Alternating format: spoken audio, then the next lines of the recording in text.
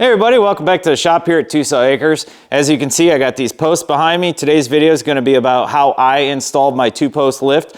It took me a little while to find the serial number on this thing. It's actually a China-made, probably ordered off of Amazon or something, from 2010 or 2014, something like that. It's a 10,000 pound 2-post lift, and I got it at an auction a few months ago, and I finally got my barn cleaned out enough to where I can get to work on this thing. Super excited. I'm gonna start off with what I did yesterday, getting it offloaded, the pallet, and get it in position. I've also had to get up in the attic and run 10-2 wiring to the electrical box. I had to take down that light way in the back corner there. It was up here somewhere, and I moved it over there. It's been quite a process so far. My concrete is 4,000 PSI. Fiber reinforced. It should be at least 4 inches. Anyway, I had a spot picked out for a post where I routed all my hydronic heating lines, all the PEX, and the PEX is stapled to 2-inch foam board, foamular under the concrete. So none of that should be in the way.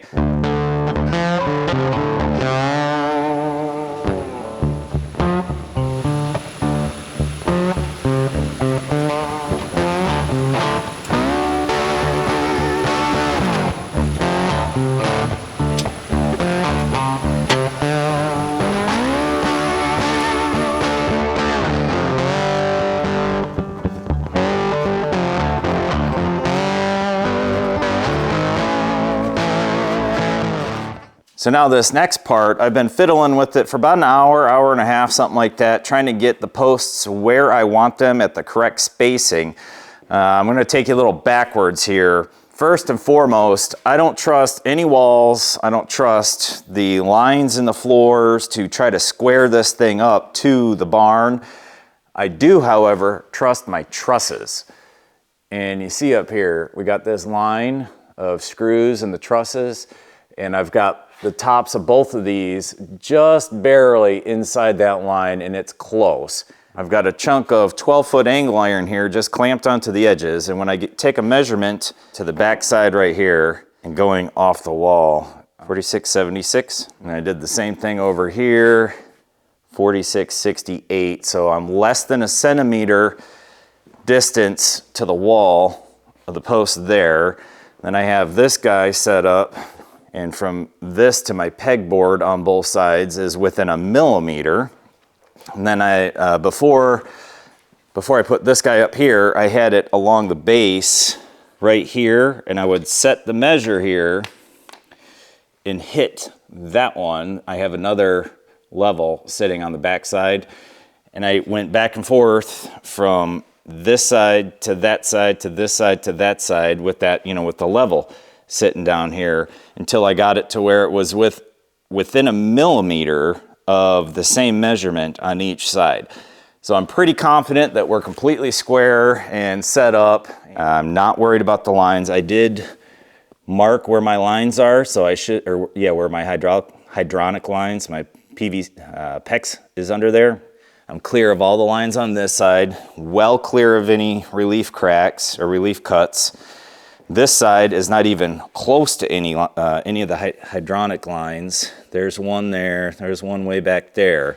And this chunk of angle iron also helped to square it up as well. Now, and I don't know, yeah, there's a little bit of gap under there. So the whole thing is a little bit wobbly. I'm moving it right now. And I think that probably happened because the garage I took this out of, the concrete was collapsing under it. So I think all of the weight pushed down and bent up the flange a little bit all the way around. And I didn't recognize this till it was already standing up. I don't know if I'm gonna try to shim it or just bolt it down as is. And I picked me up a new toy today, DeWalt DCH273, the big dog. Just the tool alone was 300 smackaroos. Fortunately, I already had a bit. Let's give it a shot. One other thing that I didn't show before is I put a white mark at 30 inches on both posts. Then I used a laser level and checked for height in my concrete, and that post is about a quarter or just under a quarter-inch lower than this post, which I'm pretty sure the cables and the arms can be adjusted just enough to compensate for that. But as I get them tightened down, if, you know, once this one's set, if that one is still just a little too far off, I will use the wedges on that side or the shims on that side. I think I'm gonna mark 4 inches on here as well. These Milwaukee paint markers, amazing.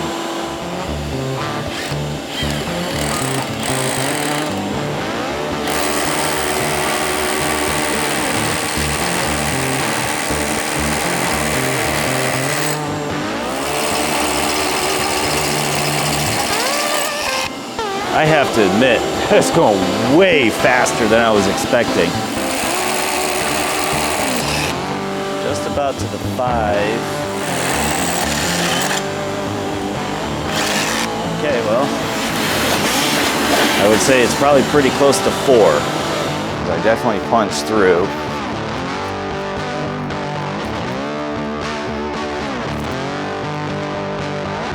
Like 4.5 inches.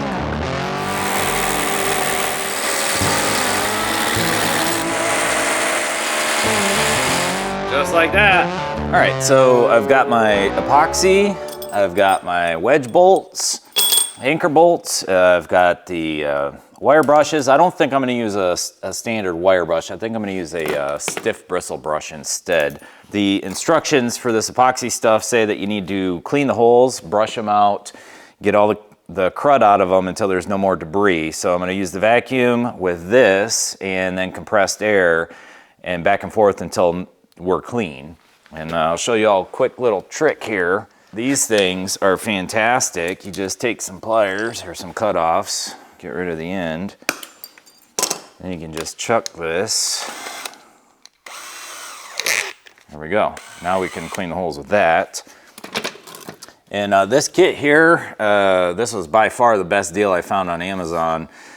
You get both the dual cartridge caulk gun plus this for, it was like 50 bucks or 60 bucks compared to some of the other brands where just the caulk alone was 50, 60 bucks and then another 50, 60 bucks for the gun.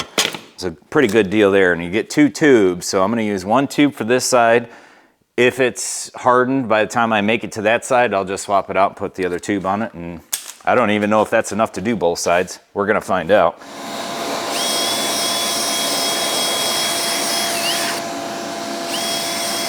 It actually looks like our post moved a little bit during drilling. Pretty sure the bolts will still go in there.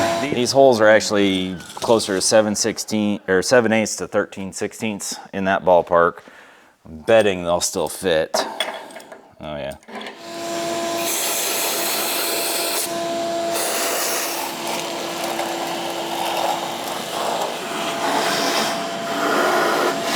Make sure you put your washers and nuts on these things before you go smashing them in with a hammer.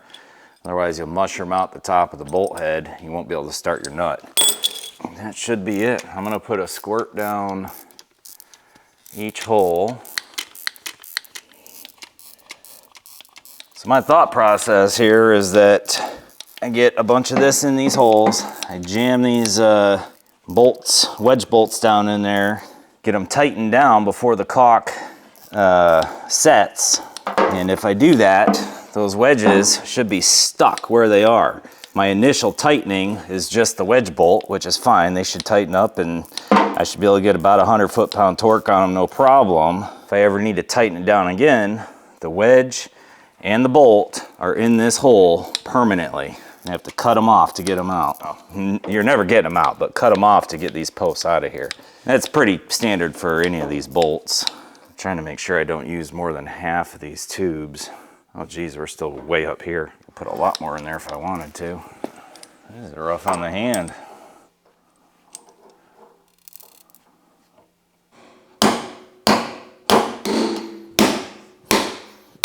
Well, bolts are in. It's mostly level, or plumb. Needs to come my way just a smidge, so I'll do this side first. I got the torque wrench set up to hundo. There's a hundo. 200 on that side. This is going to pull it back. So I'm gonna try a couple of these wedges. And it's not because the concrete isn't flat, it's because the bottom is tweaked. So that one fit in there. Nope, so we'll just do that one there. And that's it. Got an ooey gooey mess down there, but I don't think that's going anywhere. I'm not a huge fan of this. Focus. Bubble's just out, but that one is dead on. So we're good front to back. All right, onto the crossbar. All right, so I couldn't handle this thing being out of plumb. I went ahead and fixed it. I just popped these back 4 loose. 1, 2, 3, 4. Just use the impact. Tipped it over and got a 16th, which is the blue shims. So there was already one there. I put an extra one in there and one there. Retorqued everything, and yeah, we're basically plumb now. So plumb there and plumb there. So I'm good with this post. Now the missus is going to help me get this crossbar up here. You just grab the bottom and pull. All right, so drag it my way. That should be good. Okay. Now, if all my measurements are correct, this should pop right in place. And look at that, it lined up really, really close. Okay, that's it. That's all I need you for, hon. Thank you. All right. Bye, Mrs. H. Bye, little miss. I'm sure Mom can find you something to do before you get game time. Okay, top crossbar is in place. Needs to be bolted down. I'm about a 1/2 inch off, it looks like. I think. I can't quite see those bolt holes perfectly from down here, but it's really, really close. Then I will kick this post back and forth until it's plumb, and then we will get the holes drilled and rinse and repeat on this side to get it bolted down. All right, so I just got the second post plumbed up, and I figured I'd try to show everybody my level lines. We got the laser line, then this bright spot is my paint marker there. Let's scoot over to the other one, laser line. And you can see it right here. That's the white line. So I'm about an 1/8 inch low on this left tower. Let me hit top crossbars in place. The bolts are thumb tight, I guess you could say. Everything's looking really good. Had to use shims pretty much all over the place. And right up here is how I can tell it's kind of straight. So there's my line of screws for that truss, okay? You can see the screws pretty much just on the edge of the top crossbar all the way down. So I'm pretty happy with being square. Hey, so I feel kind of silly. I'm just working on the video, the editing of the install for the lift here, and I realized I didn't have the last little section. I finished the install over 2 months ago now. I've got, I don't know, 3 vehicles up on it so far. Just got the Grand Cherokee off of there. So we'll just do a real quick wrap up of this project, and I'll give you my thoughts on it. It's a no-name brand off of Amazon, I'm sure. But anyway, let's take a quick look. So it turned out really well. I did have to shim down here. I think I mentioned that before. I kind of got a little bit of buck fever when I was buying the thing. You know, heart's pumping, don't know if I'm gonna get it, that kind of a thing. I didn't realize that it didn't have the safety release latch cable with it. I don't know if the guy just never used it, never got around to installing it, or maybe started taking it apart. But it wasn't there. So fortunately I had some 7-strand 1/8 inch stainless wire, and all the pulleys were still there. It works fine now. So the other thing I didn't realize was which I may have mentioned this before, it didn't have the handle for the latch release. So I just scavenged up a 10 mil bolt, and it works for now. Just, it happens to be right at eye level, so I gotta take it out when I'm done with it. I do have another little handle here that I'm going to rig into this. I'll probably weld it up, but we'll get to that at some point.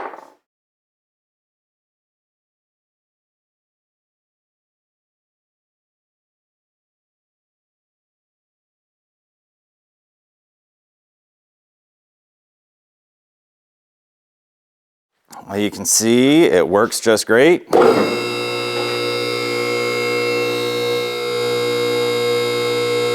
go to the first latch.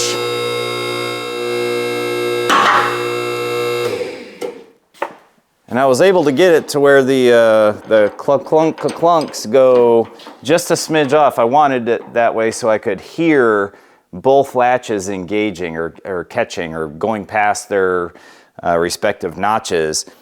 Problem is when a vehicle's on here, I can't hear the other one. It sounds like they're at the same time to me, and that could be because they are at the same time. I've noticed that it lifts just slightly one faster than the other. I've tried adjusting the cables a bunch of times. Where I have it is good enough for me, so I'm not even going to bother.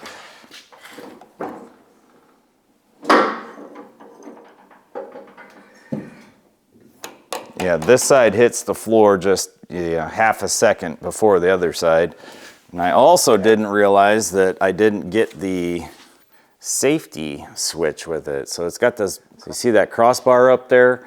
That's to stop a vehicle from pushing up, beyond the crossbar. So this right here is what I'm talking about right now. There's supposed to be a micro switch mounted on it that kills the motor if that gets pushed up so that you don't, crush the vehicle or crush your ceiling. And I've got a pile of micro switches laying around, so I'll get to that when the honey-do list is a little bit shorter than it is right now.